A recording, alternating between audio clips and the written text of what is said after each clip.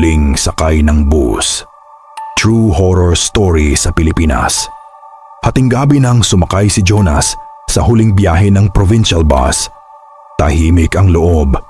Pagod ang lahat. Habang tumatakbo sa madilim na highway, isa-isa nang bumababa ang mga pasahero. Nagising si Jonas sa maliit na terminal. Tahimik, sobrang tahimik. Lumapit ang konduktor. "Boss, ikaw na lang ba?" "Kuya, may kasama pa po ako sa likod." Napakunot ang noo ng konduktor. "Wala nang ibang pasahero, iho." Tumingin si Jonas sa huling upuan. Walang tao, pero basa ang upuan.